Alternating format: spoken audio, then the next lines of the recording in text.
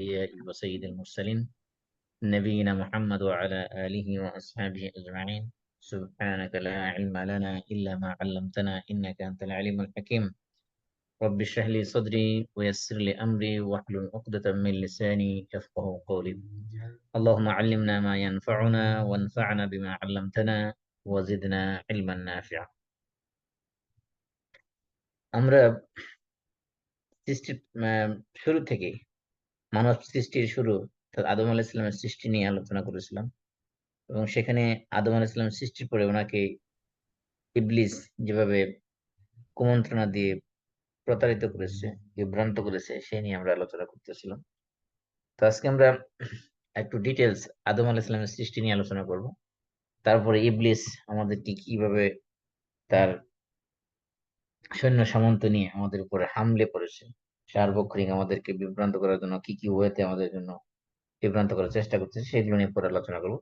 তার আগে আমরা আদম আলাহিস সালামের সৃষ্টি নিয়ে আলোচনা বেশি গুরুত্বপূর্ণ। তার কারণ হলো যে মানুষ একেবারে ফান্ডামেন্টাল যে জিনিসগুলো মানুষের জানা উচিত সেগুলো আমাদের সৃষ্টির শুরু, আমাদের অস্তিত্বের শুরুটা জানা উচিত। তার কারণ হলো মানুষ আজকে অধিকাংশ মানুষ নাস্তিক হয়ে যাচ্ছে মানুষের সৃষ্টির অরিজিন সম্পর্কে সঠিক নলেজ না থাকার কারণে। এই যে ডারউইনের যে থিওরি অফ ইভলিউশন, যেটা এটার মূলত হলো যে স্রষ্টা থেকে মানুষকে বিচ্ছিন্ন করার একটা ষড়যন্ত্র। যে মানুষকে আল্লাহ তাআলা সৃষ্টি করেছেন, সেখান থেকে আদম আলাইহিস সালাম থেকে মানুষের বংশ দ্বারা আহ, পর্যায়ক্রমে সেটা বৃদ্ধি পেয়েছে। এই কনসেপ্ট থেকে দূরে রেখে বরং তারা সাইন্টিফিক্যালি প্রমাণ করার চেষ্টা করছে যে না, স্রষ্টা বলতে কিছু নাই, এগুলো সব ন্যাচারালি সৃষ্টি হয়েছে একটা ছোট্ট টাইনি পদার্থ থেকে। সেখানে আস্তে আস্তে এটা ডেভেলপ হইতে হইতে স্টেপ বাই স্টেপ মানে বিবর্তন হইতে হইতে একটা পর্যায়ে এসে মানুষের রূপান্তরিত হয়েছে। এই যে মানুষের সৃষ্টি সংক্রান্ত যে বেসিক কনসেপ্ট একেবারে কোরআনের বিভিন্ন সূরায় আল্লাহ রাব্বুল আলামিন, বিশেষ করে সূরা আরাফ, সূরা তাহা, সূরা বাকারা, আহ, এই সকল সূরা সদ, এই সকল সূরার মধ্যে বিস্তারিত আলোচনা করেছেন এই নিয়ে। এমনকি আদম আলাইহিস সালামের সৃষ্টির যে স্তরগুলো সেগুলো কোরআনের বিভিন্ন সূরার একাধিক জায়গায় আলোচনা করা হয়েছে বিস্তারিত। তারপরও দুর্ভাগ্যজনক হলো সত্য, অনেক মুসলমানও এই দারুণী বিবর্তনবাদে বিশ্বাস করে। তারা মনে করে যে আল্লাহ সৃষ্টি করেন নাই মানুষকে, বরং মানুষের সৃষ্টিটা ওইরকম বিবর্তনের মাধ্যমে আসছে এরকম। এই যে আমি বিসিটিভিতে মাঝে মাঝে পোস্ট দেখি, অনেক মানুষ আছে যারা দারুণী বিবর্তনবাদকে সাপোর্ট করে। তা আমরা আজকে প্রথম আলোচনা করবো যে আদম আলাইহিস সালামের সৃষ্টির ব্যাপারে, সৃষ্টি আল্লাহ রাব্বুল আলামিন কিভাবে করেছেন। তারপরে আমরা পরবর্তী স্টেপে আলোচনা করবো যে ইবলিশ সংক্রান্ত আলোচনা। যদিও আদম আলাইহিস সালামের সৃষ্টি এবং ইবলিশের যে চক্রান্ত, দুটো একটার সাথে একটা ওতপ্রোতভাবে জড়িত, অটোমেটিকলি চলে আসবে আলোচনা কিছুটা।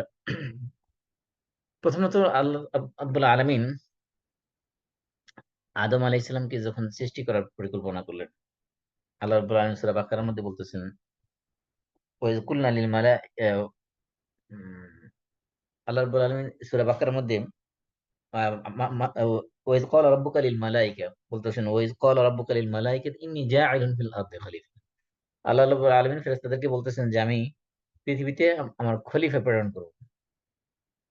তখন এই প্রস্তাব শুনে ফেরেশতারা বলেছিল, আতাজআলু ফিহা মান ইউফসিদু ফিহা ওয়া ইয়াসফিকুদ দিমা।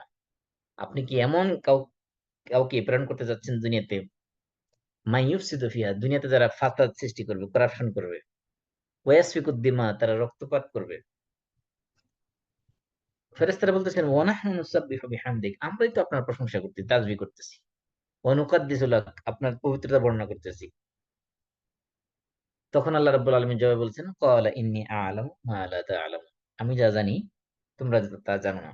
অর্থাৎ এই যে মানুষ সৃষ্টির পিছনে যে রহস্য, মানুষ সৃষ্টির পিছনে যে অবজেক্টিভ বা পারপাস, এই সম্পর্কে তোমাদের নলেজ নাই। ফেরেশতাদেরকে আল্লাহ তাআলা বলছেন, আমি যা জানি তোমরা তা জানো না।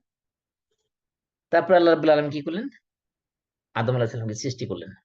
সৃষ্টির মধ্যে কোরআনের মধ্যে বিভিন্ন জায়গায় যখন আমরা আহ তেলাওয়াত করবো, দেখবেন যে আদম আলাইহিস সালাম সৃষ্টি সংক্রান্ত বিভিন্ন শব্দ ব্যবহার করা হয়েছে। এটা নিয়ে আবার নাস্তিকরা কি করেছে, আরেকটা ইস্যু বানাইছে। বলতেছে যে কোরআনের এক এক এক বক্তব্যের সাথে আরেক বক্তব্যের আহ মিল নেই, এটা কন্ট্রাডিক্টরি। কারণ কি, এক আল্লাহ কয়েক জায়গায় আল্লাহ তাআলা বলছেন, বিশেষ করে সূরা হুদ, সূরা তাহা, সূরা নাজম, সূরা নূহ, এই সকল সূরার মধ্যে আল্লাহ বলছেন আল্লাহ মানুষকে সৃষ্টি করেছেন আর্থ থেকে। আর্থ মানে পৃথিবী বা ল্যান্ড। আবার সূরা আলে ইমরান, সূরা কাহফ, সূরা হজ, সূরা রুম, সূরা ফাতির, সূরা গাফির, এইসব সূরার মধ্যে আল্লাহ তাআলা বলছেন মানুষকে সৃষ্টি করেছেন তুরাব থেকে। তুরাব মানে মাটি। আবার সূরা আনআম, সূরা আরাফ, সূরা মুমিনুন, সূরা সাজদা, সূরা সাফাত, সূরা সদ, সূরা জারিয়াত, এই সকল সূরার মধ্যে আল্লাহ বলছেন আল্লাহ মানুষ সৃষ্টি করেছেন তিন থেকে। তিন মানে হলো কাদামাটি। আবার সূরা হিজর বলছেন আল্লাহ বলছেন আমি মানুষ সৃষ্টি করেছি হামাইম মাসনুন। হামা মানে হলো আপনার হামাইম মাসনুন মানে হলো একেবারে কালো দুর্গন্ধযুক্ত মাটি। আবার সূরা হিজর এবং সূরা আর রহমানে বলছেন সলসল কাল ফাখার। সলসল মানে হলো যে যেমন শক্ত মাটি, যেটা টোকা দিলে বা বাড়ি দিলে টনটন আওয়াজ হয়, এমন মাটি থেকে সৃষ্টি করেছে। এগুলো তারা স্টাডি করার পর বলতেছে যে কোরআনের বক্তব্যের সাথে মিল নাই, এক আয়াতের সাথে আরেক আয়াতের কোনো মিল নাই। এখানে আল্লাহ তাআলা কন্ট্রাডিক্টরি বক্তব্য দিচ্ছেন। একবার বলতেছেন আট থেকে সৃষ্টি করেছি, আবার বলছেন তুরাব থেকে, আবার বলছেন তিন থেকে, আবার বলছেন হামাইন মাসনুন থেকে, আবার বলছেন সলসল থেকে। তার মানে কোনটা সত্য? এখানে কন্ট্রাডিক্টরি আছে। বিষয়টা হলো যে আসলে ওরা বিরোধিতার জন্য বিরোধিতা করে। আসলে এখানে এগুলো সৃষ্টি, আল্লাহ বলছেন যে আমি মানুষকে সৃষ্টি করেছি বিভিন্ন স্তরে। আদম আলাইহিস সালাম সৃষ্টির কয়েকটা স্তর ছিল, স্টেপ ছিল। ঠিক তেমনি যেমনি আমাদের মাতৃগর্ভে আমাদেরকে আল্লাহ তাআলা সৃষ্টি করেছেন কয়েকটা স্টেপে, স্তরে স্তরে। আদম আলাইহিস সালামের সৃষ্টির প্রথম স্তরটা ছিল যে আল্লাহ তাআলা পৃথিবীর বিভিন্ন প্রান্ত থেকে মাটি সংগ্রহ করেছেন।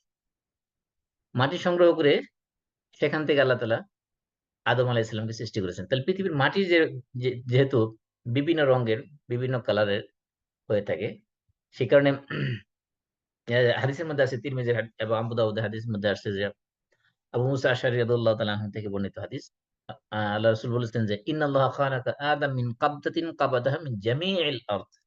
গোটা পৃথিবীর সমস্ত জায়গা থেকে আল্লাহ রাব্বুল আলামিন এক মুষ্টি মাটি নিলেন।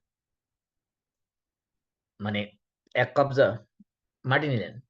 ফাজা বানু আদম আলা কদরিল আরদ। যেহেতু আল্লাহ তাআলা সব জায়গা থেকে মাটি নিয়েছেন, আর মাটির যেহেতু বিভিন্ন রং এবং বিভিন্ন নেচার, বিভিন্ন বৈশিষ্ট্য আছে। কোন জায়গার মাটি এঁটেল মাটি, কোন জায়গায় দোআঁশ মাটি, কোন জায়গায় পলি মাটি, কোন জায়গায় বেলে মাটি, কোন জায়গায় এই বিভিন্ন ধরনের মাটি যে আমরা দেখতে পাই। মাটির যেরকম কালার ভিন্ন ভিন্ন, কোনটা লাল, কোনটা ধূসর, কোনটা সাদা, কোনটা কালো।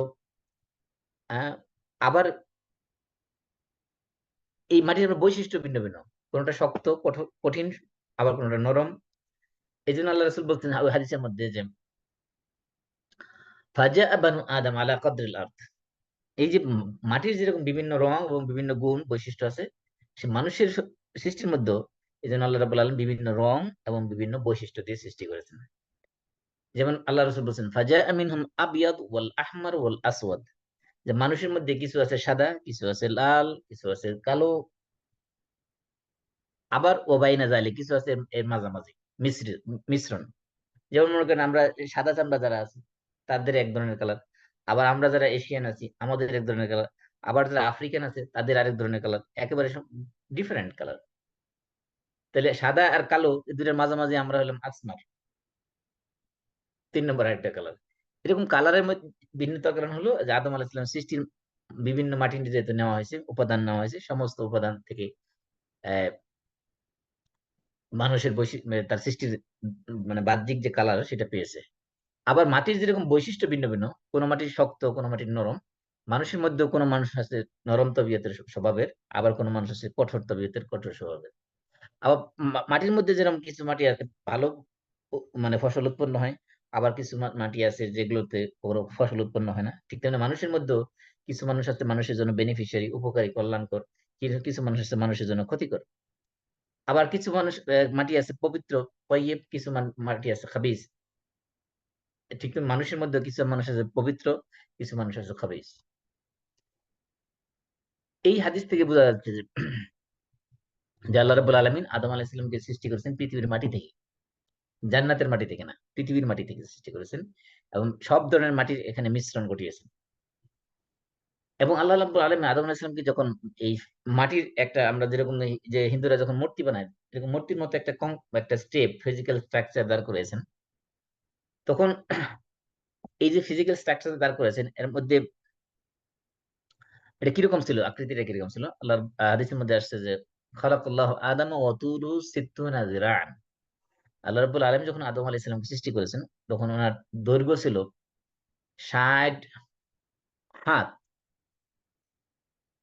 মানে 60 হাত, 60 হাত লম্বা ছিলেন তিনি। তখন আল্লাহ রাব্বুল আলামিন বলছেন, সুম্মা ক্বালা, সৃষ্টি করার পরে বললেন যে ইযহাব ফাসাল্লিম আলা উলাইকান নাফর, তুমি যাও এবং ওই ফেরেশতাদেরকে, নাফার মিনাল মালাইকা, ফেরেশতাদের এই দলটাকে যে সালাম করো। তো এই ঘটনা যাওয়ার আগে বলে নেই যে যে যে নাস্তিকরা যে সন্দেহ তার করেছে কোরআনের বিভিন্ন আয়াত নিয়ে, এখানে মূলত আল্লাহ রাব্বুল আলামিন আদম আলাইহিস সালামের সৃষ্টির, যে মাটি দিয়ে সৃষ্টি করেছেন, মাটির বিভিন্ন স্তর উল্লেখ করেছেন। যে মাটির স্তরগুলোর মধ্যে প্রথম ছিল শুধুমাত্র মাটি, ফ্রেশ মাটি। তারপরে ওই মাটির আল্লাহ রাব্বুল আলামিন প্রাথমিকভাবে পর্যায়ে কলম সৃষ্টি করার পরে, এমনকি প্রথম সৃষ্টি কি ছিল এই নিয়ে বিভিন্ন বক্তব্য আছে। কারো কারোর মতে প্রথম সৃষ্টি ছিল পানি। রাব্বুল আলামিন আগে পানি সৃষ্টি করেছে। পানি থেকেই সব সমস্ত সৃষ্টির অস্তিত্ব শুরু হয়েছে। এমনকি আল্লাহ রাব্বুল আলামিন সৃষ্টির শুরুতে আল্লাহ রাব্বুল আলামিন আরশ পানির উপরে ছিল। এজন্য পানি আগে সৃষ্টি করা হয়েছে। তো পানি সৃষ্টি করার তাহলে আদম আলাইহিস সালামকে সৃষ্টি করার আদম আলাইহিস সালাম কিন্তু পৃথিবীর প্রথম সৃষ্টি না। তিনি প্রথম মানুষ, কিন্তু প্রথম সৃষ্টি না।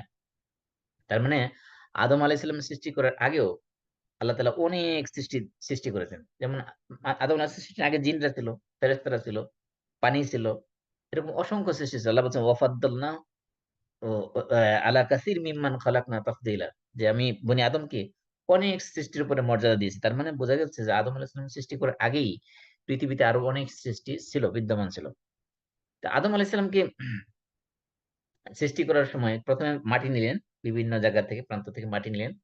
তারপরে মাটির সাথে পানি মিশানো হলো।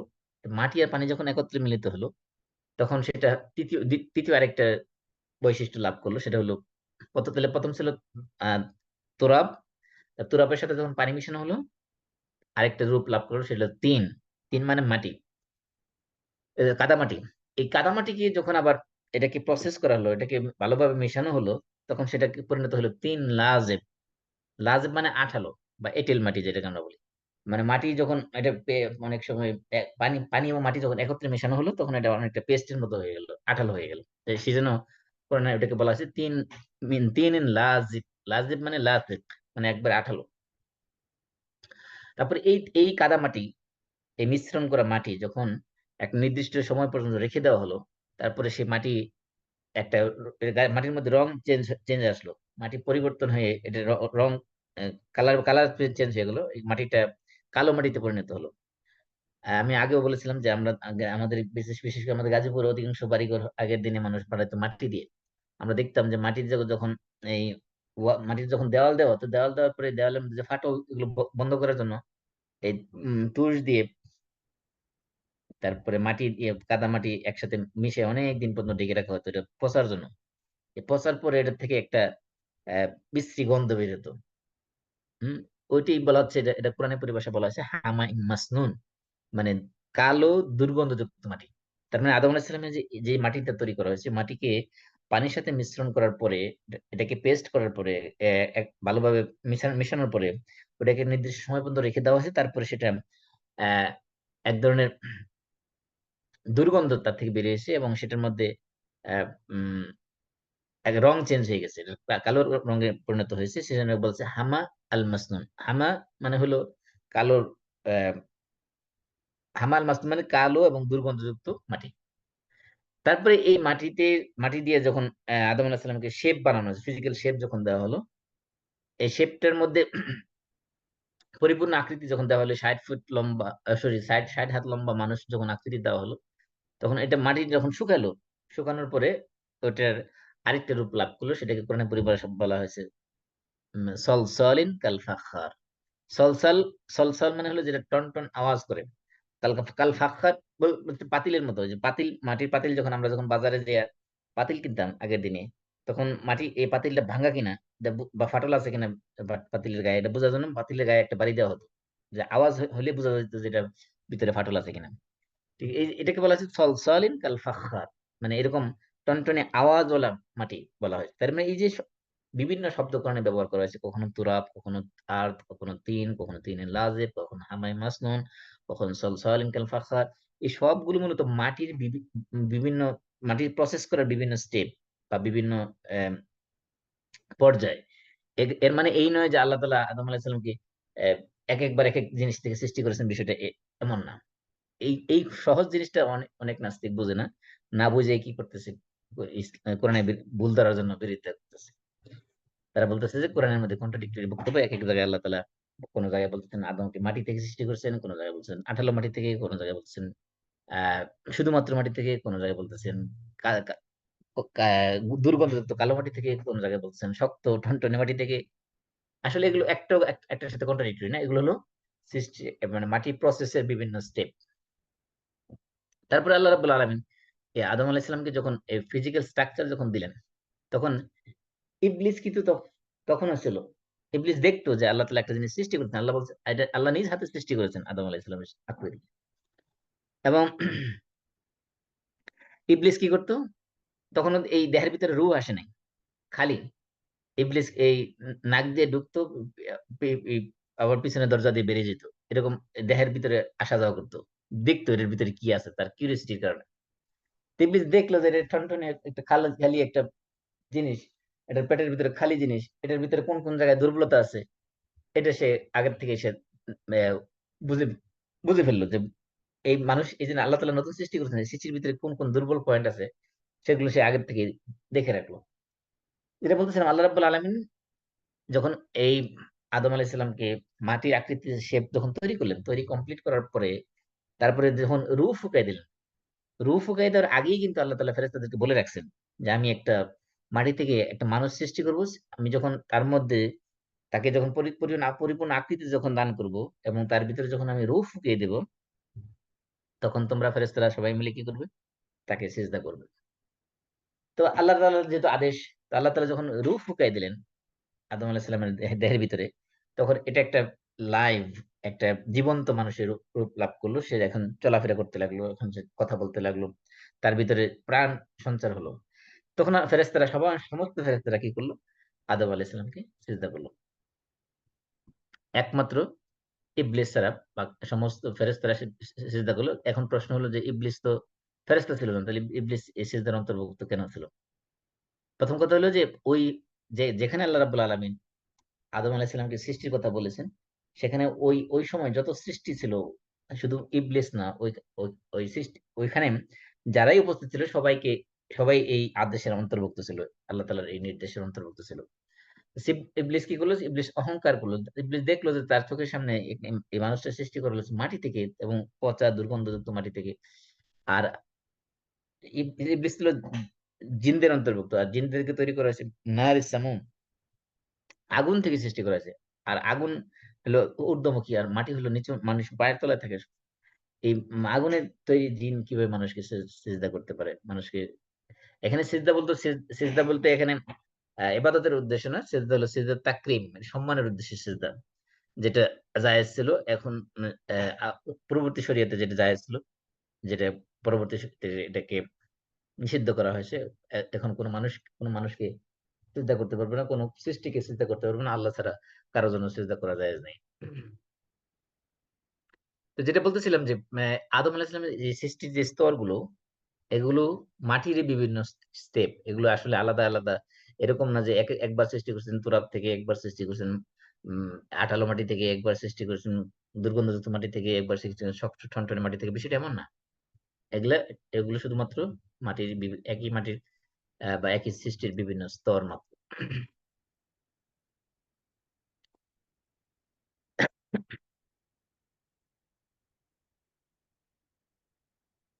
তারপরে আসি আমরা যে আল্লাহ রাব্বুল আলামিন আদম আলাইহিস সালামকে সৃষ্টি করার পরে ওনার বুকের পাঁজরের হাড় থেকে হাওয়া, ওনার স্ত্রী, আমরা যেটা বাংলা হাওয়া বলি, আরবিতে হলো হাওয়া আলাইহিস সালাম, ওনাকে সৃষ্টি করলেন। এবং ওই দুইজনকে সৃষ্টি করার পরে আল্লাহ রাব্বুল আলামিন, যে আগের যে হাদিসটা বলতেছিলাম সেটা আগে শেষ করি, যে আল্লাহ তাআলা আদম আলাইহিস সালামকে সৃষ্টি করার পরে আল্লাহ তাআলা বলছেন ইযহাব ফাসাল্লিম আলা উলাইকা নাফার মিনাল মালাইকা, যাও ওই যে ফেরেশতাদের একটা দল দেখতেছো তাদেরকে যে সালাম করো। ফাস্তামি মা ইউজিব, মা ইউজিবুনাক, যেমন ভালো করে মনোযোগ দিয়ে শোনো যে ফেরেশতারা তোমার সালামের জবাবে কি বলে। ফা ইন্নাহা তাহিয়াতুকা ওয়া তাহিয়াতু যুররিয়াতিক, কারণ এটা এই যে ফেরেশতারা যে জবাব দিবে সালামের, এটা হলো তোমার জন্য অভিবাদন। তুমি যে সালাম দিবে এই সালামটা হলো তোমার জন্য অভিবাদন, এবং ফেরেশতারা যে জবাব দেবে সেই জবাবটা হলো অভিবাদনের জবাব, এবং এটা তোমার জন্য এবং তোমার সন্তান সন্ততি যারা আসবে কিয়ামত পর্যন্ত সবার জন্য এটি হবে অভিবাদন।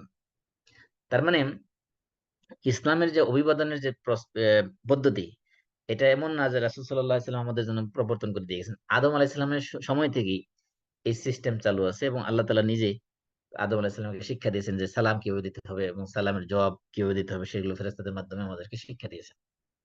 তো আদম আলাইহিস সালাম যে ফেরেশতাদের সামনে যাই বললেন আসসালামু আলাইকুম, শুধু এতটুকু বললেন, আসসালামু আলাইকুম ওয়া রাহমাতুল্লাহি ওয়া বারাকাতুহু, এগুলো বলেন নাই, শুধু আসসালামু আলাইকুম বলেন। তখন ফেরেশতারা জবাবে বললেন আসসালামু আলাইকুম ওয়া রাহমাতুল্লাহ। ফেরেশতারা বললেন আসসালামু আলাইকুম ওয়া রাহমাতুল্লাহ বললেন।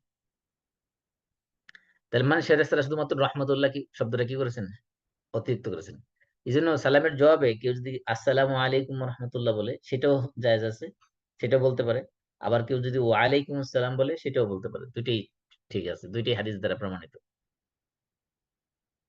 তো হাদিসের মধ্যে বলা আছে ফাকুল্লু মা ইয়াদখুলুল জান্নাতা আলা সূরাতি আদম, যে যারাই জান্নাতে প্রবেশ করবে তারা আদম আলাইহিস সালামের আকৃতিতে প্রবেশ করবে, অর্থাৎ আদম আলাইহিস সালামের যে ফিজিক্যাল স্ট্রাকচার, ৬০ হাত লম্বা, এরকম ৬০ হাত লম্বা আকৃতি নিয়ে প্রত্যেকটা মানুষ জান্নাতে প্রবেশ করবে। এর চেয়ে ছোট আকৃতির কোন মানুষ জান্নাতে প্রবেশ করবে না। তার তার মানে কি আমরা কি তাহলে জান্নাতে যাব না?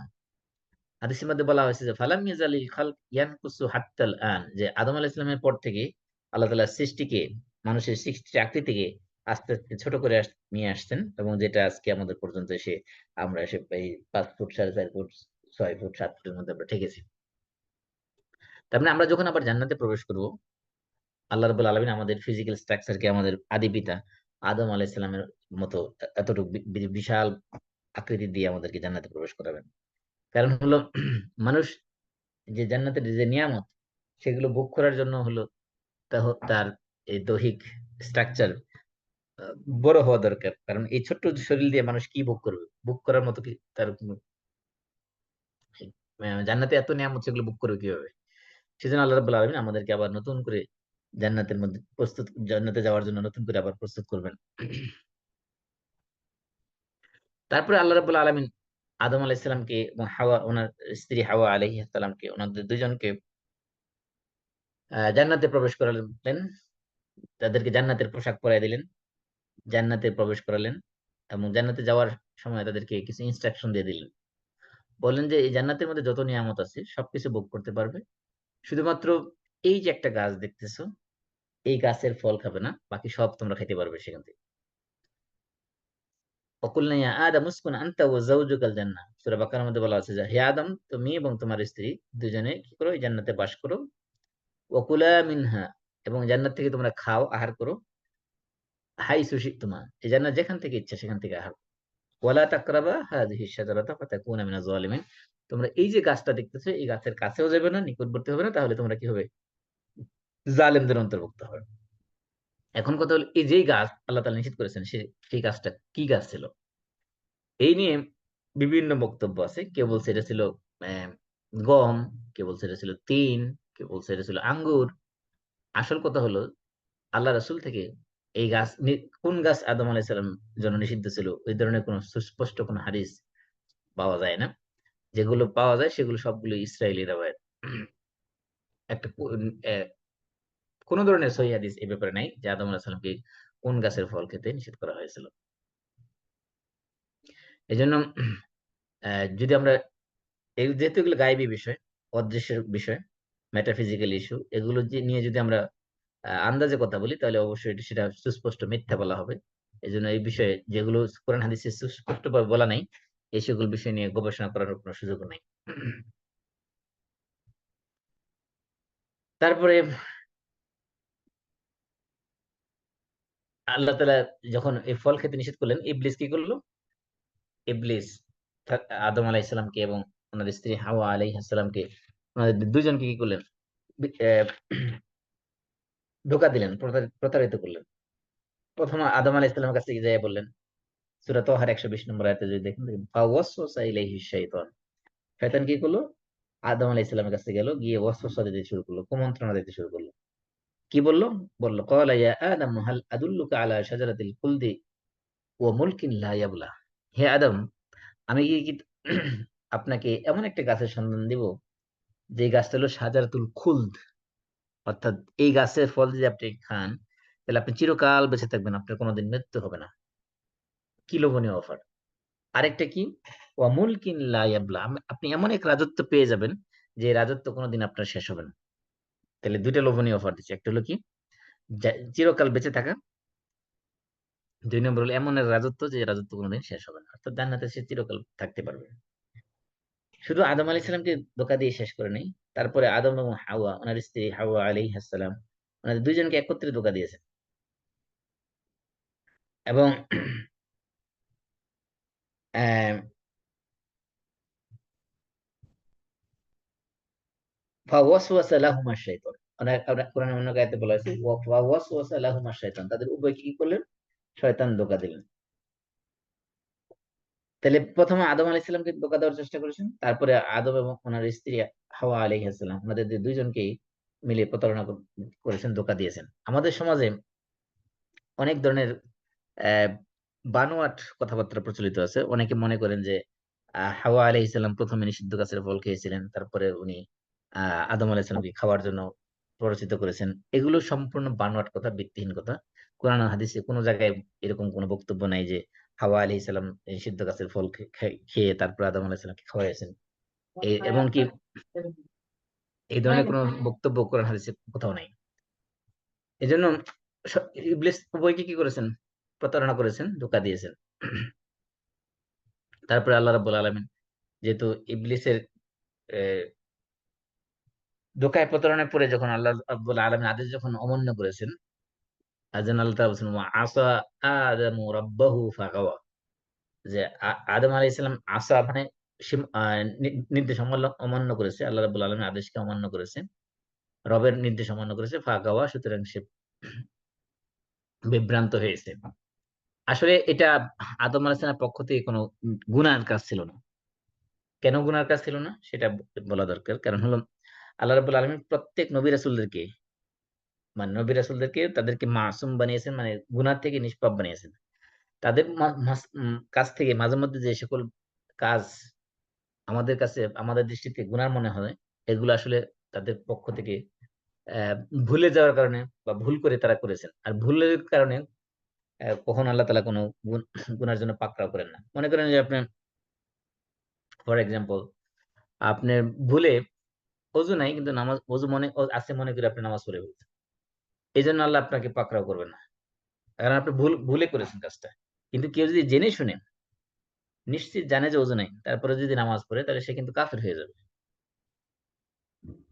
এই জন্য আদম আলাইহিস সালাম যে কাজটা করেছেন সেটা ছিল, যা বলছেন যে, আল্লাহ বলছেন, ওয়ালাকাদ আহিন্না ইলা আদম মিন ক্বাবলু ফানাসিয়া। নাসিয়া মানে সে ভুলে গেছিল। ওয়ালাম নাজিদ লাহু আজমা, তার মধ্যে আমি দৃঢ়তা পাই নাই। তো আদম আলাইহিস সালামকে নিষেধ করেছেন আল্লাহ তাআলা, এই গাছের ফল খেও না, কিন্তু আল্লাহ তাআলার এই আদেশ কি তিনি ভুলে গেছেন?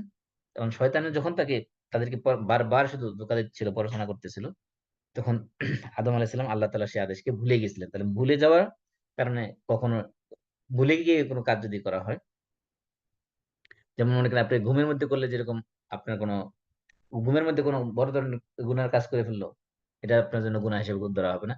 ঠিক তেমনি ভুল ক্রমে কোনো কাজ করে ফেললো, সেটা শরীয়তে মার্জনীয় হিসেবে ধরা হয়, সেটা কোনো মানে বড় অপরাধ হিসেবে ধরা হয় না, ভুলের কারণে। কারণ আল্লাহ তাআলা রুফিয়া কলাম, আল্লাহ তাআলা কলম উঠিয়ে নিয়েছেন, যারা ভুলের কারণে কোনো কাজ করে তার কাছ থেকে কলম উঠিয়ে নিয়েছেন, সেগুলোর কারণে শরীয়ত তাকে পানিশমেন্ট দেয় না। আরেকটা হলো যে, কোন নবীর পক্ষে, কোন নবী রাসূলের পক্ষে কবিরা গুনাহ এটা কখনো হতে পারে না। কারণ আল্লাহ রাব্বুল আলামিন তাদেরকে এই কবিরা গুনাহ থেকে নবী রাসূলদেরকে নিষ্পাপ করে রেখেছেন। এই জন্য অনেকেই যে মনে করে যে, আদম আলাইহিস সালাম যদি নিষিদ্ধ এই গাছের ফল না খেতেন, তাহলে আমরা মনে হয় দুনিয়াতে আসতাম না। এটা আরেকটা ভ্রান্ত ধারণা। কারণ এগুলি সম্পূর্ণই আল্লাহ রাব্বুল আলামিনের প্ল্যান, পরিকল্পনার অংশ। আল্লাহ রাব্বুল আলামিন আদম আলাইহিস সালামকে এবং ওনার স্ত্রী হাওয়া আলাইহিস সালামকে, ওদেরকে জান্নাতে থাকার জন্য সৃষ্টিই করেন নাই। সৃষ্টি করেছেন দুনিয়াতে পাঠাবেন। এই যে তারপরে এই যে ইবলিসের সাথে যে ঘটনাগুলো ঘটলো, এই যে নিষিদ্ধ গাছের ফল নিয়ে যা ঘট, এগুলো মূলত একটা ট্রায়াল। এটা ট্রায়াল এন্ড ট্রাইব্যুনাল। এখানে মূলত তাদেরকে দুনিয়াতে পাঠানোর আগেই একটা পরীক্ষা নেওয়া হয়েছে এবং তাদেরকে বোঝানো হয়েছে, এবং তাদেরকে বোঝানোর মাধ্যমে আমরা যারা পৃথিবীতে আদম আলাহিসাল্লামের বংশধর হিসেবে আসছি আছি, আমাদের প্রত্যেককে বোঝানো হয়েছে যে আমরা দুনিয়াতে চলতে গেলে আমাদের এই ধরনের শয়তানের বড় বড় অফার আসবে, বড় বড় লোভনীয় শয়তান আহ, বিষয়ে শয়তান আমাদের সামনে তুলে ধরবে, আমাদেরকে লোভ দেখাবে। এবং দুনিয়াতে অনেক নিষিদ্ধ জিনিস আমাদের সামনে আসবে। যেমন আল্লাহ তাআলা আদম এবং হাওয়া আলাইহিস সালাম মাত্র একটা গাছের ফল খেতে নিষেধ করেছেন, বাকি সব কিছু উন্মুক্ত ছিল। তারপরও তারা শয়তানের দোকায় পরে কি করেছেন, ওই নিষিদ্ধটার দিকে ঝুঁকে পড়েছেন। ঠিক তেমনি দুনিয়াতে দেখেন, আল্লাহ তাআলা এই দুনিয়াতে ভোগ বিলাসের জন্য আমাদের সব কিছু হালাল করে দিয়েছেন। মাত্র অল্প কয়েকটা জিনিস, হাতে গোনা কয়েকটা জিনিস মাত্র হারাম করেছেন। তারপরে মানুষ দেখবেন যে যাদের টাকা পয়সা বেশি হয়ে গেলে মানুষ এই হালাল জিনিস, হালাল বিনোদন বাদ দিয়ে শুধু হারামের দিকে ঝুঁকে পড়ে। এগুলো একটা ট্রায়ালের অংশ। অর্থাৎ মানুষ দুনিয়াতে যখন চলবে তখন আদম আলাইহিস সালামের সেই ঘটনা স্মরণ করে তারা ইবলিসকে তার চূড়ান্ত দুশমন হিসেবে গ্রহণ করবে। এবং ইবলিস সবসময় যে যে কাজটা করে সেই কাজগুলো থেকে তারা নিজেদেরকে সতর্ক রাখবে। এই জন্য মূলত এই ট্রায়ালের মাধ্যমে আল্লাহ রাব্বুল আলামিন দুনিয়াতে মানুষ পাঠানোর আগেই জান্নাতে তাদেরকে প্রশিক্ষণ দিয়েছেন। আরেকটা জিনিস হলো যে আদম এবং হাওয়া আলাইহিস সালাম ওনারা জান্নাতে চিরকাল থাকবেন না। তার কারণ কি? কারণ হলো জান্নাতে চিরকাল থাকবে একমাত্র তারাই যারা তাদের আমলের কারণে, নেক কাজের কারণে জান্নাতে যাবে। তারাই জান্নাতে চিরকাল থাকবে। কিন্তু আদম এবং হাওয়া আলাইহিস সালাম ওনাদেরকে যে জান্নাতে প্রবেশ করানো হয়েছিল, তারা তো কোনো ভালো কাজের বিনিময় হিসেবে জান্নাতে যায়নি। তাদেরকে সৃষ্টি করার পরেই সেখানে সরাসরি থাকতে দেওয়া হয়েছিল। এই জন্য দুনিয়াতে আসার পরে, দুনিয়ায় ভালো কাজ করার পরে সেটা রেজাল্ট হিসেবে যখন জান্নাতে যাবে তখন তারা চিরকাল জান্নাতে থাকবে। তার মানে প্রথম ওনাদেরকে যে জান্নাতে ঢুকানো হয়েছিল এটা চিরকাল থাকার জন্য ঢুকানোই হয় নাই। এই হলো বিষয়টা, যে অর্থাৎ আদম আলাইহিস সালাম নিজে কোনো গুনাহ করেন নাই। কারণ হলো আহ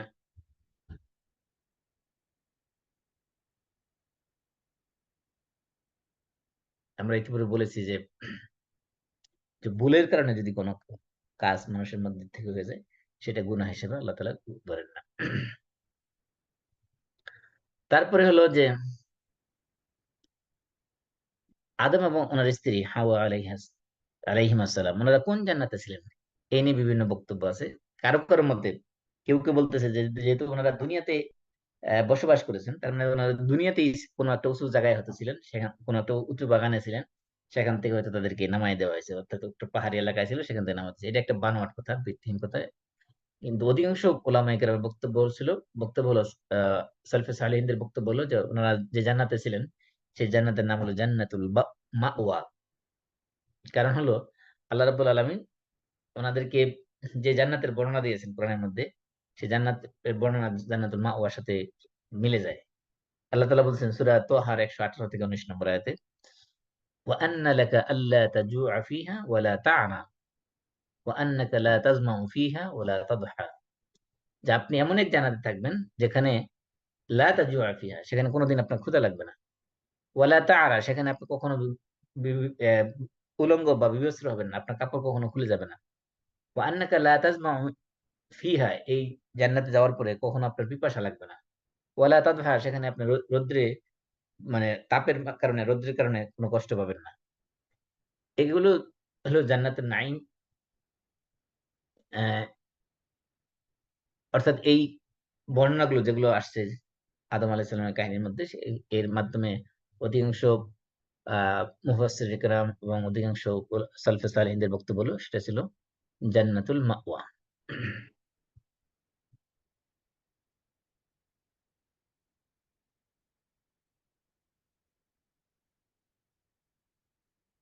তারপরে আদম আলাইহিস সালাম এবং ওনার স্ত্রী হাওয়া আলাইহিস সালাম ওনারা জান্নাতে কতদিন ছিলেন?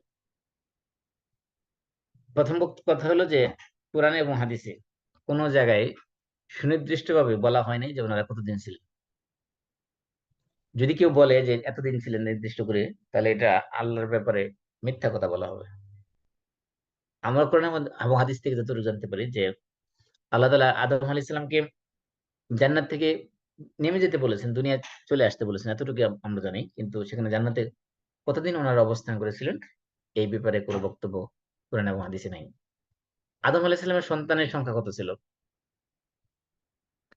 এই ব্যাপারেও সুস্পষ্ট কোনো বক্তব্য কোরআন এবং হাদিসে নাই। এবং কেউ কোন মানুষ বলে থাকেন যে হাওয়া আলাইহিস সালাম উনি যখন সন্তান প্রসব করতেন, তো ওনার প্রত্যেকবারেই প্রত্যেক ডেলিভারির সময় ওনার যমজ সন্তান হতো, জোড়ায় জোড়ায় হতো, মানে টুইন হতো, একজন ছেলে এবং একজন মেয়ে। এবং কারো কারো মতে ওনার 40 জন 40 বার ডেলিভারি হয়েছে। 40 বার ডেলিভারি মানে 40 দুগুণে 80টা সন্তান ছিল। আবার কারো কারো মতে ওনার টোটাল 120 বার ডেলিভারি হয়েছিল, তার মানে 120 দুগুণে 240টার মতো সন্তান ছিল। আর ঐতিহাসিকদের মতে আদম আলাইহিস সালাম যখন ইন্তেকাল করেন, তখন ওনার সন্তান সন্ততি, ওনার নিজের সন্তান, ওনার সন্তানের সন্তান, তাদের সন্তান, নাতি পুতি যত আছে সব মিলে উনি ইন্তেকালের সময় দুনিয়াতে যে যে যে পরিমাণ বংশধর রেখে গেছেন তাদের সংখ্যা ছিল প্রায় 4 লক্ষর মতো। আসল বক্তব্য হলো যে এই যে কথাগুলো বলা হয়েছে যে কতটা সন্তান হয়েছে বা উনি ইন্তেকালের সময় কতজন সন্তান রেখে গেছেন, এগুলো সবগুলোই অনুমান নির্ভর। এগুলো ব্যাপারে কোনো সুস্পষ্ট বক্তব্য কোরআন এবং হাদিসে নাই। তা এজন্য এই ব্যাপারে এই বক্তব্য সঠিক কি সঠিক না সেটা আমরা বলতে পারতেছি না। এজন্য এগুলো আসলে কতজন সন্তান তিনি রেখে মারা গেছেন এটা একমাত্র আল্লাহ রাব্বুল আলামিন ভালো জানেন। এবং আদম আলাইহিস সালামের সন্তানদের সম্পর্কে অনেক ধরনের এই ইসরায়েলি রেওয়ায়েত বা ভ্রান্ত কথাবার্তা আছে। কারো কেউ কেউ বলে থাকেন যে আদম আলাইহিস সালামের এক সন্তান নাম ছিল, আদম আলাইহিস সালাম নিজেই এক সন্তানের নাম রাখছেন আব্দুল হারিস। আব্দুল হারিস এটার অনেক এই নামকরণের কারণ হিসেবে বলে থাকেন যে আদম আলাইহিস সালামের সন্তান মারা যেত, তারপরে আহ, শয়তান একদিন হাওয়া আলাইহিস সালামের কাছে এসে বললেন যে তোমার তো কোনো সন্তান থাকে না, তুমি এইবার যখন সন্তান হবে তখন তোমার একটা ছেলে নাম রাখবে আব্দুল হারিস, তাহলে সে বেঁচে থাকবে, তাহলে উম, তোমার কোনো এই সন্তান আর মারা যাবে না। তখন যখন সন্তান প্রসব হলো তখন সেই সন্তানের নাম রাখলেন আব্দুল হারিস। তখন ওই সন্তান জীবিত ছিল এবং মারা যায়নি। এটা একটা বানোয়াট কথা। এই যে বক্তব্যটা দেওয়া হয়েছে যে হাওয়া আলাইহিস সালাম ইবলিসের কথা শুনে ওনার সন্তানের নাম রাখছেন হারিস, এটা একদম ভ্রান্ত বানোয়াট কথা। এ ব্যাপারে আহ, হাদিস একটা আসছে, এবং এই হাদিসে ইমাম তিরমিজি বলেছেন যে হাদিস গারীবুন লা না'রিফু ইল্লা মিন হাদিস ওমর ইবনে ইব্রাহিম। এবং এই হাদিসটা যখন ইমাম তিরমিজি বর্ণনা করেছেন তিনি বলছেন যে এটা হলো একটা গরীব হাদিস, এবং হাদিসটা একজন মাত্র ব্যক্তি বর্ণনা করেছেন, তার নাম হলো ওমর ইবনে ইব্রাহিম। এবং কোন কোন রেওয়ায়েতে আছে এটা আব্দুস সামাদ থেকে বর্ণিত হয়েছে। হাদিসটা হলো ইমাম ইবনে কাসির বলছেন ফাহাদি ইল্লাতুন কাদিহাতুন ফিল হাদিস, যে এটা একটা এই হাদিসের মধ্যে বড় ধরনের দোষ আছে, ত্রুটি আছে, যে এই হাদিসটা গ্রহণযোগ্য না। এই জন্য এই এই যে বিশেষ করে মানুষের যেহেতু আগ্রহ, অধিকাংশ সময় আগ্রহ থাকে যে কোন স্টোরি বা কোন কাহিনী ডিটেল জানার জন্য, কিন্তু ইতিহাস কোরআন এবং হাদিসের মধ্যে যেগুলো পাওয়া যায় এর বাইরে যদি ইতিহাসের কিতাবও পাওয়া যায়, সেগুলো অধিকাংশই যদি কোরআন হাদিসের সাথে বক্তব্যের সাথে না মিলে সেগুলো গ্রহণযোগ্য হবে না, সেগুলো নেওয়া যাবে না। যেহেতু এটা শুধুমাত্র ইতিহাস না, বরং এটা কোরআন এবং হাদিসের সাথে, নলেজের সাথে সম্পৃক্ত। সেজন্য ইতিহাস নির্ভর এই ধরনের নবীদের কাহিনী বা জীবনী এগুলো বিশ্বাস করা যাবে না। তারপরে আমরা আসি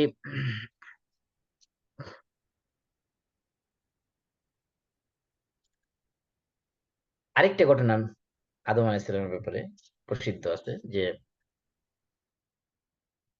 আদম আলাইহিস সালামকে যখন সৃষ্টি করা হলো, সৃষ্টির পরে জান্নাতে যখন যাওয়া হলো, সেখানে তিনি দেখতে পেলেন ঘটনা কয়েকটা রেওয়ায়ত আছে, যে রেওয়ায়তরা ইমাম ইমাম আহমদ তার মুসনাদে এবং ইমাম তাবরানী উল্লেখ করেছেন। সেটা হলো আলী ইবনে যায়েদ থেকে এবং ইউসুফ ইবনে মেহরান থেকে এবং ইবনে আব্বাস থেকে বর্ণনা করেছেন যে সর্বপ্রথম যে ব্যক্তি অস্বীকার করেছে, হাদিসের বর্ণনা হলো আউয়ালু মান জাহাদা আদম, যে সর্বপ্রথম হলো আদম আলাইহিস সালাম, তিনি অস্বীকার করেছেন, মানে কোন নিজের কথাকে তিনি অস্বীকার করেছেন যে আমি এটা বলি নাই।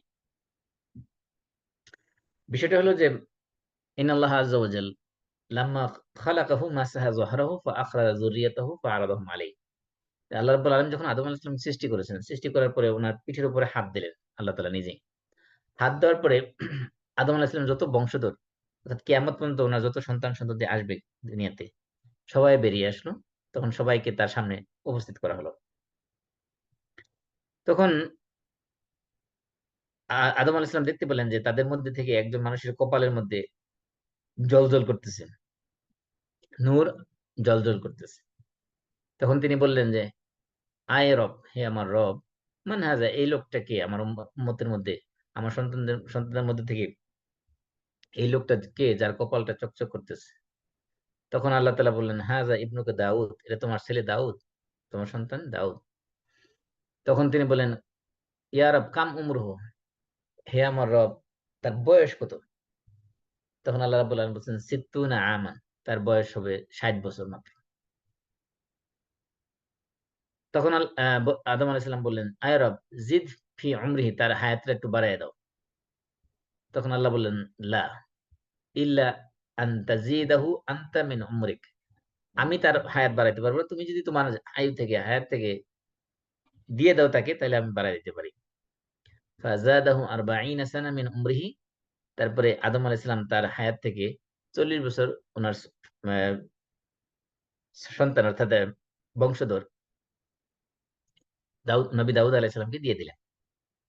তখন আল্লাহ তাআলা কি করলেন? ফাকাতাবাল্লাহু আলাইহি কিতাবান ওয়া আশহাদা আলাইহি মালায়েকা, ফেরেশতাদেরকে সাক্ষ্য রেখে, মানে সাক্ষী রেখে আল্লাহ তাআলা একটা কন্ট্রাক্ট সাইন করলেন, চুক্তি চুক্তি লিপিবদ্ধ করলেন যে আদম আলাইহিস সালাম কি করলেন? ওনার হায়াত থেকে 40 বছর ওনার ছেলে দাউদ আলাইহিস সালামকে দিয়ে দিলেন। তখন আদম আলাইহিস সালামের যখন মৃত্যুর সময় চলে আসলো, 40 বছর এখনো বাকি আছে। তখন আদম আলাইহিস সালাম মৃত্যুর ফেরেশতা মালাকুল মউত দেখে বলতেছেন, ইন্নাহু বাকিয়া মিন আজালি 40 সানা, আমার তো এখনো 40 বছর বাকি আছে। তখন তাকে বলা হলো, ইন্নাকা কাদ জাআলতাহা লি ইবনিকা দাউদ, তুমি তো 40 বছর তোমার সন্তান দাউদকে দিয়ে দিয়েছিলে। ক্বালা ফাজাহাদা, তখন আদম আলাইহিস সালাম অস্বীকার করলেন যে না, আমি কখনো দেই নাই। ফাআখরাজাল্লাহুল কিতাব, তখন আল্লাহ তাআলা সেই যে রেকর্ড যেটা লিখে রাখছিলেন সেটা বের করে দিলেন। ওয়া আকামা আলাইহিল বায়িনা, এবং সে প্রমাণ স্বরূপ ফেরেশতাদের সাক্ষ্য সহ সেই ডকুমেন্টস তার সামনে তুলে ধরলেন। ফাআতাম্মাহা দাউদ মিয়াতা সানা,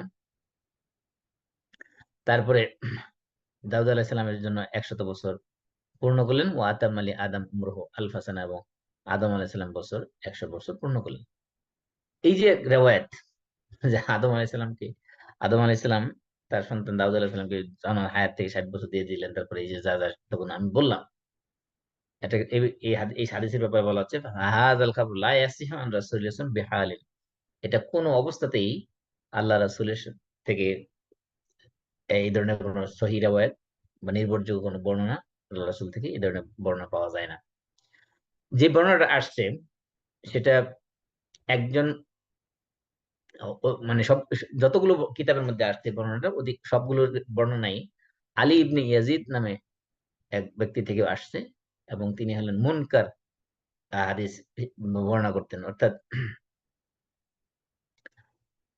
এমনকি ইমাম তিরমিজি যখন এই হাদিসটা বর্ণনা করেছেন হিশাম ইবনে সাআদ থেকে, তিনি বলেছেন যে বিআন্নাহু লাহু আওহাম ওয়া কদ রুমিয়া বিত্তাশাইয়ুর, যে তিনি অনেক সময় কাল্পনিক কথাবার্তা বলতেন, এবং অনেক তাকে শিয়া হিসেবে আখ্যায়িত করা হয়েছে যে উনি শিয়া ছিলেন। তার মানে বোঝা গেছে যে এই হাদিসটা সহিহ নয়, এবং যতগুলো রেওয়ায়াত আসছে কোন কোন রেওয়ায়াতই নির্ভরযোগ্য না এবং গ্রহণযোগ্য না। মানে মিনিমাম যদি ধরে নিই, তাহলে আমরা দঈফ হিসেবে ধরতে পারি, ওর কোন কোন জায়গায় মুনকার, কোন কোন জায়গায় আহ আওহাম বলা হয়েছে। তার মানে এই হাদিসটাও গ্রহণযোগ্য না, কারণ একজন নবী, যাকে আল্লাহ তাআলা, আদম আলাইহিস সালাম একজন নবী কখনো তার কথাকে, নিজের বক্তব্যকে অস্বীকার করতে পারেন না। আর অস্বীকার করা, নিজের বক্তব্যকে অস্বীকার করা, এটা বড় ধরনের একটা দোষণীয় গুণ। একজন নবীর পক্ষে এ ধরনের হওয়া সম্ভব না।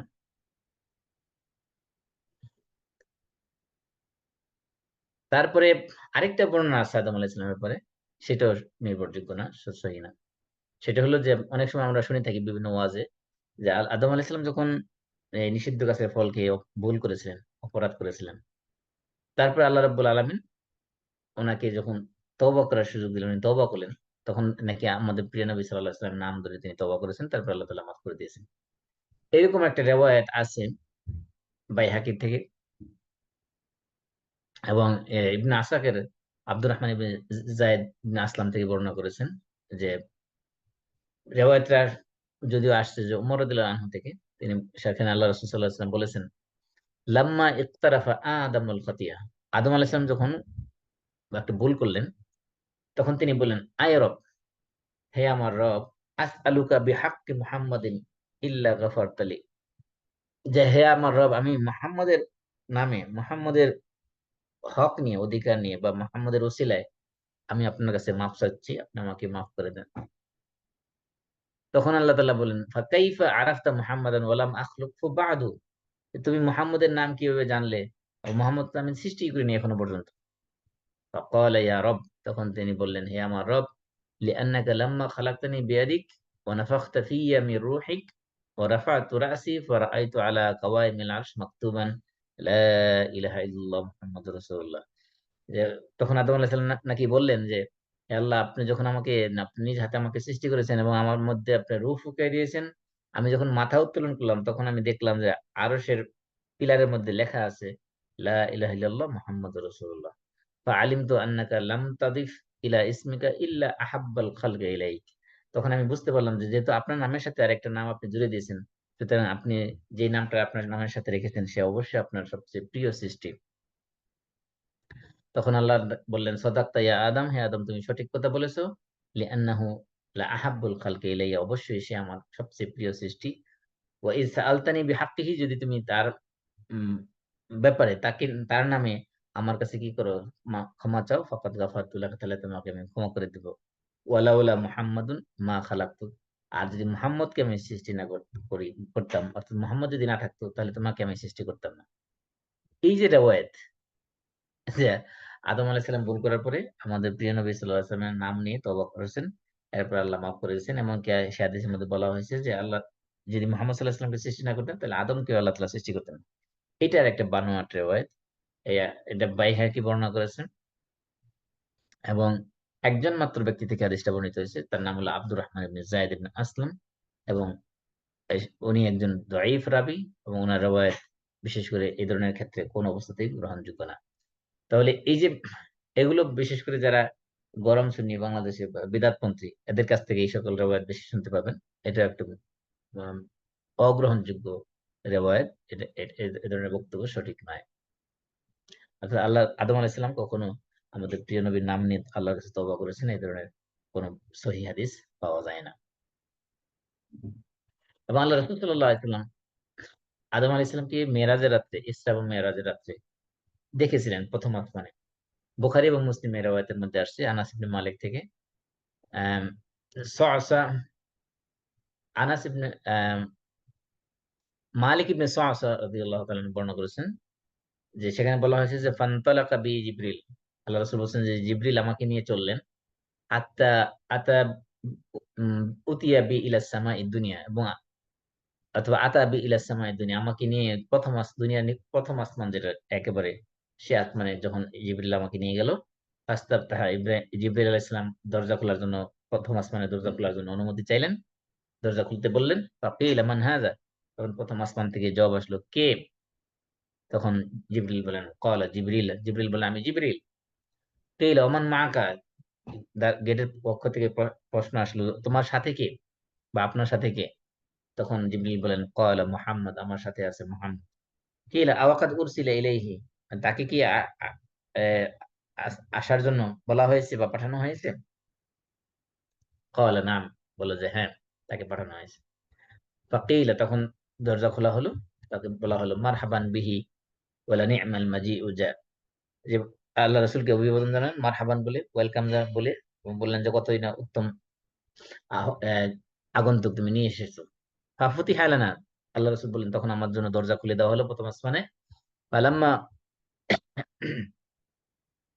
খালাসতু ফাইযা ফিহা আদম, যখন আমি প্রথম আসমানে ঢুকলাম, ঢুকে দেখি যে সেখানে আদম আলাইহিস সালাম। তখন জিবরিলের পরিচয় করে দিলেন, বললেন যে হাযা আবুকা আদম ফাসাল্লিম আলাইহি, এই যে এটা হলো, ইনি হলেন আপনার পিতা, আদি পিতা আদম আলাইহিস সালাম, তো সুতরাং ওনাকে সালাম দিন। ফাসাল্লামতু আলাইহি, আমি আদম আলাইহিসসালামকে সালাম দিলাম। ফারাদ্দা সালাম, আদম আলাইহিসসালাম আমার সালামের জবাব দিলেন। তখন আদম আলাইহিসসালাম বললেন, মারহাবান বিল ইবনে সালেহ ওয়ান নাবিয়্যিস সালেহ, আমার নেক সন্তান এবং সুসন্তান এবং নেক সন্তান, এমন সুসন্তান এবং একজন সালেহ নবী হিসেবে তোমাকে অভিবাদন জানাচ্ছি, মানে মুবারকবাদ জানাচ্ছি। এটা হলো একটা রিওয়ায়াত। আর বুখারী এবং মুসলিম আরেক রিওয়ায়াতে আসছে যে যখন আদম আলাইহিস সালাম যখন আল্লাহ রাসূল প্রথম আসমানে দরজা খোলা হলো রাসূলের জন্য, রাসূল যখন প্রথম আসমানে ঢুকলেন, ঢুকে দেখলেন ফাইজা রাজুলুন কাঈদুন, দেখলেন যে একটা লোক বসা আছে প্রথম আসমানে, আলা ইয়ামিনিহি আসফিদা ওয়া আলা ইয়াসারিহি আসফিদা। তো ডান দিকে খালি অনেক মানুষ দেখা যাচ্ছে কালো, মানে এত পরিমাণ মানুষ যে দেখলে শুধু কালো কালো মনে হচ্ছে। ওয়া আলা ইয়াসারিহি আসফিদা, এবং বাম দিকে কিছু কালো কিছু দেখা যাচ্ছে। ইযা নাযারা কিবলা ইয়ামিনিহি দাহিকা, যখন আদম আলাইহিস সালাম ডান দিকে তাকান তখন হাসেন। ওয়া ইযা নাযারা কিবলা শিমালিহি বাকা, আর যখন বাম দিকে তাকান তখন তিনি কাঁদেন। অর্থাৎ আল্লাহ রাসূল মেরাজের রাত্রে প্রথম আসমানে যাওয়ার পরে দেখলেন যে সেখানে আদম আলাইহিস সালাম বসা আছেন। ওনার ডান দিকে অনেক মানুষ, বাম দিকে অনেক মানুষ। ডান দিকে যখন তাকান তখন তিনি হাসেন, আর বাম দিকে যখন তাকান তখন তিনি কাঁদেন। তখন আদম আলাইহিস সালাম ওনাকে বললেন, মারহাবান বিন নবী সালেহ ওয়াল ইবনে সালেহ, আমার নেক সন্তান ও আমার নেককার একজন নবী, তোমাকে সুসংবাদ, তোমাকে অভিবাদন, তোমাকে ওয়েলকাম। তখন আল্লাহ রাসূল জিবরিলকে বললেন, কুলতু লি জিবরিল মান হাযা, তখন আল্লাহ রাসূল জিবরিলকে প্রশ্ন করলেন যে এই লোকটা কে, যে ডান দিকে তাকায় হাসেন আর বাম দিকে তাকায় কান্না করেন, বিষয়টা কি? তখন জিবরিল বললেন যে ইনি হলেন আদম আলাইহিস সালাম, এবং ওনার ডান পাশে যাদেরকে দেখা যাচ্ছে কালো, এরা হলো উম নাসামু বানিহি, তার এগুলো সবাই সবাই আদম আলাইহিস সালামের সন্ততি। ডান পাশে যারা আছে আহলুল ইয়ামিন যারা আছে তারা হবে জান্নাতি, আর যারা বাম পাশে আছে তারা হবে জাহান্নাম। এই জন্য আদম আলাইহিস সালাম যখন ডান দিকে তাকায় ওনার এই সন্তানদেরকে দেখেন, বংশধরদেরকে দেখেন যারা জান্নাতে যাবে, এটা দেখে তিনি খুশিতে আনন্দে হাসেন। আর যখন বাম দিকে তাকান যারা জাহান্নামে যাবে, এদেরকে দেখে তিনি কান্না করেন। এখান থেকে বোঝা যাচ্ছে যে আদম আলাইহিস সালাম আল্লাহ রাসূলের নবুয়তের স্বীকৃতি দিয়েছেন, এবং আল্লাহ রাসূলও আদম আলাইহিস সালামের নবুয়তের স্বীকৃতি দিয়েছেন। তারপরে আদম আলাইহিস সালাম কতদিন বেঁচে ছিলেন দুনিয়াতে, এবং আহ, উনি কখন মৃত্যুবরণ করেছেন, কোন জায়গায় মৃত্যুবরণ করেছেন, এই ব্যাপারে আল্লাহ রাসূল থেকে কোন ধরনের সহিহ হাদিস বর্ণনা পাওয়া যায় না।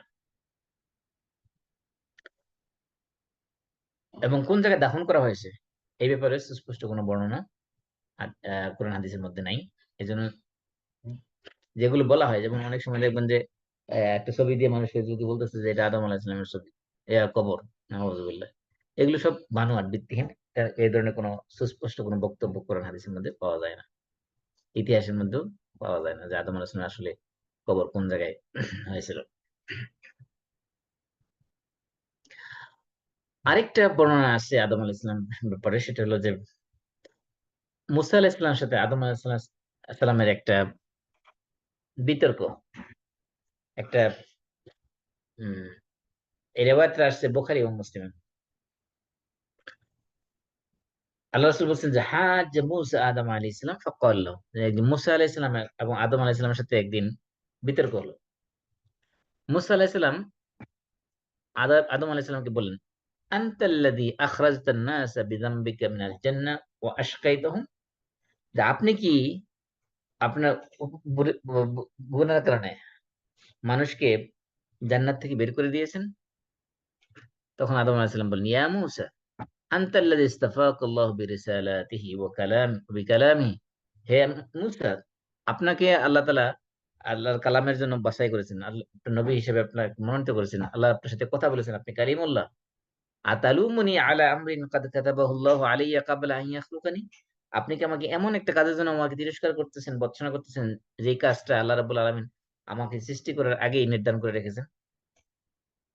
আও কাদ্দারাহু আলাইয়া ক্বাবলা আন ইয়াখলুকানি, অথবা আল্লাহ তাআলা আমাকে সৃষ্টি করার আগেই আল্লাহ তাআলা নির্ধারণ করে রেখেছেন, এমন একটা বিষয় নিয়ে আমাকে দোষারোপ করতেছেন? তখন আল্লাহ রাসূল বলেছেন ফাহাজ্জা আদম মূসা, তখন আদম আলাইহিস সালাম মুসা আলাইহিস সালামের সাথে বিতর্কে জিতে গেলেন।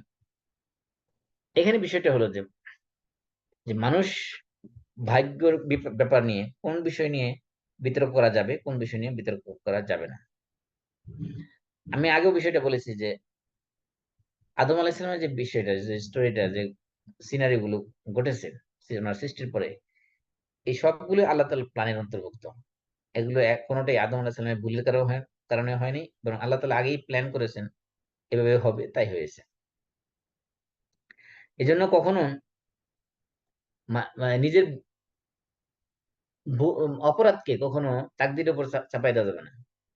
মনে করেন যে একজনে জিনা করলো বা চুরি করলো অথবা মদ খেলো অথবা কাউকে হত্যা করলো, হত্যা করে যদি বলে যে এটা আমার ভাগ্যে লেখা ছিল, তাকদীরে লেখা ছিল, তাই আমি করেছি, এটা করা যাবে না। কারণ এটা যদি কাউকে বলা হয় যে তুমি কেন জিনা করেছো, কেন চুরি করেছো, কেন মদ খেয়েছো, কেন হত্যা করেছো, সে যদি বলে যে আমার তাকদীরে লেখা ছিল, এটা গ্রহণযোগ্য না। কারণ কি? কারণ হলো যে আল্লাহ তাআলা তো তার তার তাকদীর তাকে বর্ণনা করে দেন নাই যে এই অপরাধ করার আগে তাকে বলে দেয় নাই যে তুমি এটা করবা, অথবা তাকে এটা করার জন্য অনুমতিও দেয়নি। তাহলে সে যেটা করলো সে কিভাবে জানলো এটা তার তাকদীরে ছিল? এজন্য এই ধরনের কোনো যুক্তি দেওয়া যাবে না কোনো গুনাহ করার পরে, যেটা আমার তাকদীরে ছিল বলে করেছি।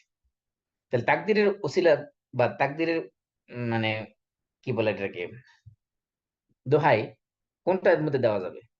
যেটা হলো মানুষের ইচ্ছার বাইরে ঘটে যায়, সেটা মানুষের তাকদীরে দেওয়া যায় যে আমার তাকদীরে ছিল তাই হয়েছে। যেমন মনে করেন কোনো ব্যক্তি অসুস্থ হয়ে পড়লো, হঠাৎ করে দরিদ্র হয়ে পড়লো, হুম, অথবা মনে করেন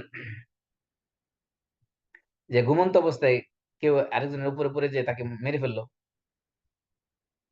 হুম, এই ধরনের বিপদ মুসিবত যেগুলো, সেগুলো তাকদীরে দোহাই দেওয়া যেতে পারে। কিন্তু যেই কাজগুলো মানুষ ইচ্ছাকৃতভাবে করে, নিজের ইচ্ছায় সজ্ঞানে করে, সেগুলো কখনো তাকদীরে দোহাই দেওয়া চলবে না, কারণ সেগুলো সে নিজের ইচ্ছায় করে দেয়। তাহলে তাকদীর দোহাই দেওয়া চলবে কোনগুলোতে? যে সকল কাজগুলো মানুষ ইচ্ছার বাইরে, মানুষের ইচ্ছার বাইরে, অর্থাৎ যেগুলো বিপদ আপদ মুসিবত হিসেবে আসে, সেগুলোকে তাকদীরে দোহাই দেওয়া যাবে। কিন্তু যেই কাজ মানুষ স্বেচ্ছায় করে, সেগুলো কখনো তাকদীরে দোহাই দেওয়া যাবে না।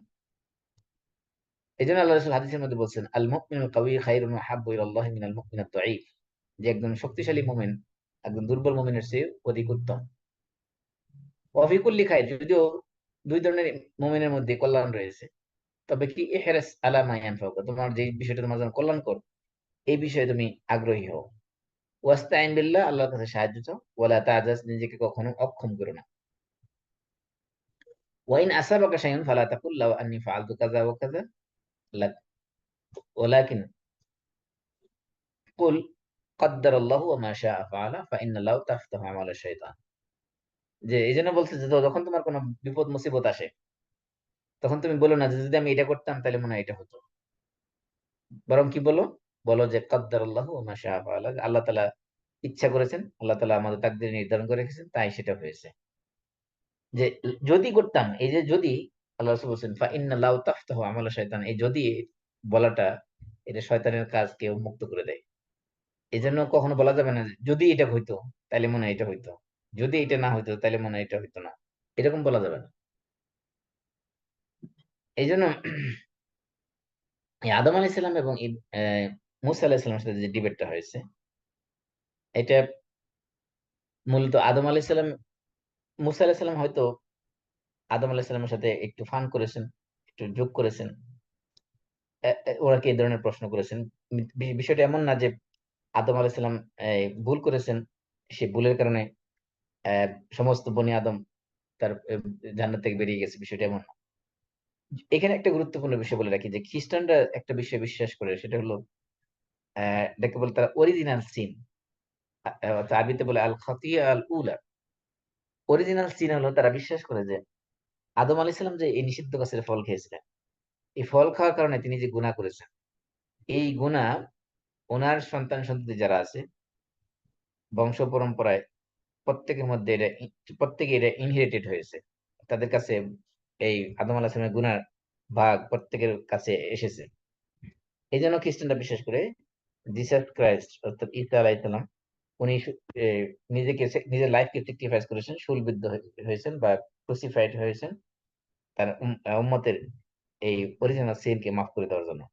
এই জন্য তারা বিশ্বাস করে একজন মানুষ যখন খ্রিস্টান হয়ে যাবে তখন সে যত গুনাহ করুক না কেন, যত অপরাধ করুক না কেন, মদ খাক, জেনা করুক, চুরি করুক, ডাকাতি করুক, যাই করুক না কেন, তার কোনো গুনাহ নাই। কারণ কি?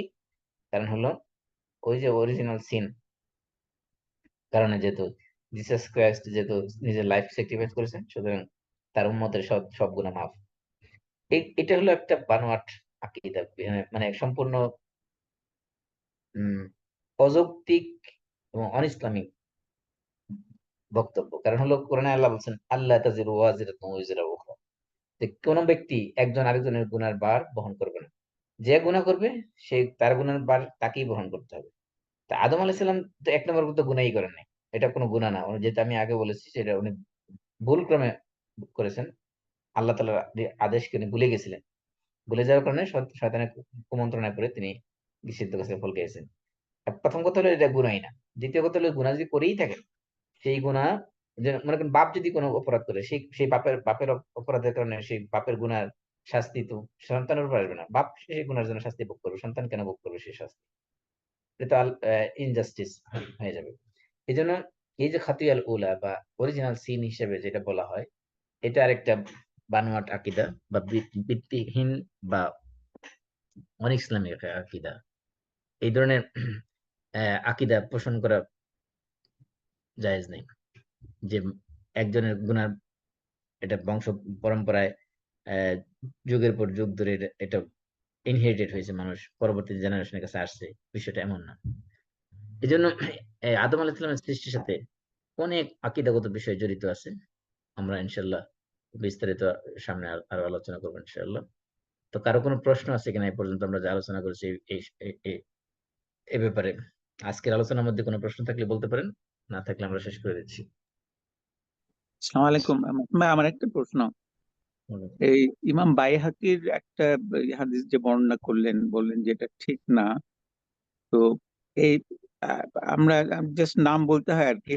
এই যে আমাদের ফাজাইলে আমাল একটা বই আছে, এখানে ইমাম বাইহাকির প্রচুর হাদিস ওখানে আছে। এখন ইন জেনারেল কি বলা যায় যে ইমাম বাইহাকির জিনিসগুলো অত অথেন্টিক না, বা অল্প কিছু অথেন্টিক বা এই ধরনের? হ্যাঁ, প্রথম কথা হলো বাইহাকির কিতাব হলো কিতাব শুআবুল ঈমান, ইমানের শাখা প্রশাখা নিয়ে আলোচনা করেছেন। প্রথম কথা হলো যে হাদিসের কিতাব যেগুলো আছে তার মধ্যে যদি আমরা সিয়াসিত্তা হিসেবে জানি যে বুখারী, মুসলিম, তিরমিজি, আবু দাউদ, নাসাই, ইবনে মাজাহ, মুয়াত্তা ইমাম মালিক, এগুলো আমরা সিয়াসিত্তার মধ্যে ধরি। কিন্তু সিহাসিত্তা মানে কি? 6টি সহিহ হাদিসের গ্রন্থ। আর এখানে মূল সমস্যা। আমরা অনেক সময় মনে করি যে কি এই 6টি গ্রন্থের যত হাদিস আছে সবই সহিহ হাদিস। বিষয়টা এমন না। ইমাম নাসিরউদ্দিন আলবানী উনি তাখরিজ করেছেন, অর্থাৎ এই হাদিসগুলো, এই সিয়াসিতের হাদিসের কিতাবের মধ্যে থেকে কোন কোন হাদিস সহিহ, কোন কোন হাদিস দঈফ, কোন কোন হাদিস গ্রহণযোগ্য না, এগুলো তিনি আলাদা করেছেন। এই জন্য সহিগুলোকে সহিহ সুনানে আবি দাউদ, সহিহ সুনানে ইবনে মাজাহ, এরকম সহিহ আহ, সুনানে তিরমিজি, এরকম আলাদা আলাদা কিতাব সংকলন করে দেখাই দিয়েছেন যে এগুলোর নাম যদিও সহিহ কিন্তু এগুলোর সব হাদিস সহিহ না। এটা হলো প্রথম কথা। দ্বিতীয় কথা হলো যে বাইহাকি যে কিতাব, এই কিতাবের অধিকাংশ হাদিস সহিহ না। এটা সত্য কথা। বাইহাকির কিতাবের মধ্যে এরকম না যে সব হাদিসই মানে অগ্রহণযোগ্য বিষয়টা এমন না। সেখানে সহিহ হাদিস আছে, সেখানে দঈফ হাদিস আছে, সেখানে কখনো জাল হাদিসও আছে। এই জন্য বাইহাকির হাদিস গ্রহণ করতে হলে সেগুলো এগুলোর হুকুম দেখতে হবে, যে হাদিসটা কোন হুকুম কি, হাদিসটা কি আরেকটা জিনিস মনে রাখতে হবে যে মুহাদ্দিসিন কেরাম যারা আছেন তাদের ভিতরে তাদেরকে অনেকগুলো ক্যাটাগরিতে ভাগ করা হয়। কাউকে বলা হয় মুতাসাদ্দিদ, কাউকে বলা হয় মুতাসাহিল, কাউকে বলা হয় মুতাওয়াসসিত। মানে মুতাসাদ্দিদ হলো যে অনেকে আছে দেখবেন হাদিসের হুকুম দেওয়ার ক্ষেত্রে খুবই কড়াকড়ি করেছেন, চুলচেরা বিশ্লেষণ করে তারপর হাদিসের হুকুম দিয়েছেন, এটা সহিহ কি দঈফ বা হাসান বা কোন লেভেলের। আরেক শ্রেণীর মুহাদ্দিসিন আছেন যারা মুতাসাহিল, মানে খুবই শিথিল করেছেন। মানে হাদিস একটা পাইলেই, যেমন মুতাসাদ্দিদের মধ্যে এক গ্রুপ আছে যে হাদিসে এমন হাদিস আছে যে জাল হাদিস বলে দিয়েছেন, কিন্তু পরবর্তী মহাক্কিকিন মুহাক্কিক উলামায়ে কেরাম তারা গবেষণা করে দেখেছেন যে এটা আসলে জাল না, এটা দঈফ, দুর্বল। তো দুর্বল হাদিস জাল হাদিস বলা যাবে না। আবার এক শ্রেণী আছে মানে মুতাসাহিল, মানে শিথিল করেছেন, মানে সব হাদিস হাদিস পাইলেই একটা গ্রহণ করেছেন হাদিস, মানে দুর্বল হাদিসকে সহিহ হাদিস বলে দিয়েছেন, এরকম মুতাসাহিল আছে। আবার আরেক শ্রেণী আছে মানে মধ্যম পন্থা অবলম্বন করেছেন, খুব কঠোরতাও করেননি, আবার একেবারে শিথিলতাও করেননি, মাঝামাঝি অবস্থানে রয়েছে। এই জন্য বলতেছি যে আপনার নির্ভরযোগ্য হাদিসের কিতাব যেগুলো, সেগুলোর মধ্যে সিয়াসিত্তা আছে, বুখারী, মুসলিম, তিরমিজি, নাসাই, ইবনে মাজাহ, আবু দাউদ। এগুলো ছাড়াও আরো নির্ভরযোগ্য হাদিসের কিতাব আছে, যেমন মুওয়াত্তা ইমাম মালিক। যদিও আমরা জানি যে হাদিসের প্রথম কিতাব, হাদিসের প্রথম সংকলন হলো মুওয়াত্তা ইমাম মালিক, যদিও এটা আমাদের দেশে প্রচলিত না, কিন্তু এটা হলো হাদিসের প্রথম কিতাব এবং নির্ভরযোগ্য কিতাব, মুওয়াত্তা ইমাম মালিক। এগুলো, তারপরে আপনার আমাদের দেশে যেটা করা হয় যে আমাদের দেশে মিশকাতুল মাসাবি একটা কিতাব আছে। এটা কি মানে একেবারে মাদ্রাসার ক্লাস 9 থেকে শুরু করে একেবারে সেই ফাজিল পর্যন্ত শুধু এটাই পড়ানো হয়, একটা কিতাবই পড়ানো হয়। 9, 10, তারপরে আলেমে 2 বছর, ফাজিলে 2 বছর, টোটাল প্রায় 7 বছরে একটা কিতাবই পড়ানো হয়। কিন্তু আশা মানে মজার ব্যাপার হলো যে এই হাদিসের কিতাবের মধ্যে অনেক হাদিস আছে যেগুলো দঈফ হাদিস, অনেক হাদিস আছে যেগুলো জাল হাদিস, সহিহ হাদিসও আছে, কিন্তু কয়জন ছাত্রের যোগ্যতা আছে যে কোনটা জাল হাদিস কোনটা দঈফ হাদিস এটা বের করার? ওরা মনে করে যে হাদিস মেশকাতের মধ্যে আছে মানে কি হাদিস সব গ্রহণযোগ্য। ঠিক তেমনি ভাবে বাইহাকিতে যত হাদিস আছে, এখানে অনেক হাদিস আছে যেগুলো দঈফ, অনেক হাদিস জাল হাদিসও আছে সেখানে। এজন্য সমস্ত হাদিস বাইহাকি মানে চোখ বন্ধ করে গ্রহণ করা যাবে না, যাচাই বাছাই করে যেগুলো অথেন্টিক সেগুলো শুধু নেওয়া যাবে, আর যেগুলো অথেন্টিক না সেগুলো গ্রহণ করা যাবে না। জি। আর জাযাকাল্লাহ। আর কোনো প্রশ্ন? আমরা কাফারাতুল মাজলিস পড়ি। সুবহানাকাল্লাহুম্মা ওয়া বিহামদিক, আশহাদু আল লা ইলাহা ইল্লা আনতা আস্তাগফিরুকা ওয়া আতুবু ইলাইক। আসসালামু আলাইকুম ওয়া রাহমাতুল্লাহি ওয়া বারাকাতুহু। আসসালামু আলাইকুম। I mean, no.